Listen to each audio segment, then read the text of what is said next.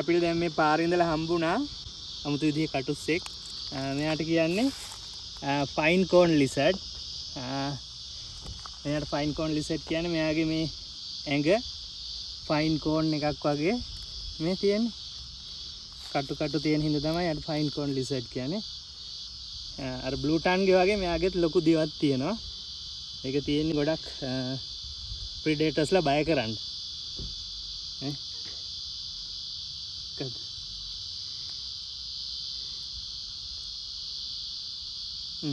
මෙයා හම්බෙන්නේ ඕස්ට්‍රේලියාව විතරයි.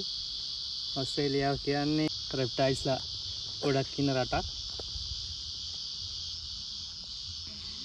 මෙයා පාරේ ඉඳලා දැන් අපි මෙයාව අයින් කරා නැත්තම් පාරේ ඉඳලා මෙයා වාහන වලට හැප්පෙනවා. එහෙනම් රිලීස් කරමු. ආට දෙන්න. මේ පැත්තෙන් ගන්න. කවුද යාගේ නම? Fine cone lizard.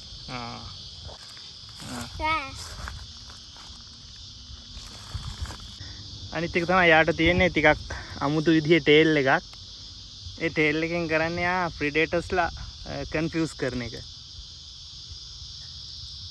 ප්‍රිඩේටර්ස්ලාට හොයාගන්න බෑ එයාගේ අතරින්. එයාගේ මූණ කොහෙද? ටේල් එක කොහෙද කියලා. ඉතින් ඒ නිසා මෙයාව කණ්ඩේට සත්තු ගොඩක් වෙලාවට මෙයාගේ ටේල් එක පැත්තෙන් තමයි ඇටැක් කරන්නේ.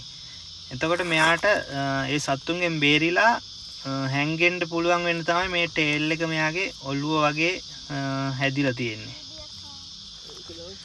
අනිත් එක තමයි මෙයාගේ මේ ටේල් එක ටිකක් මහතට තියෙන්නේ. මේකේ ෆැට් එක ස්ටෝ වෙලා තියෙනවා කියලා කියනවා.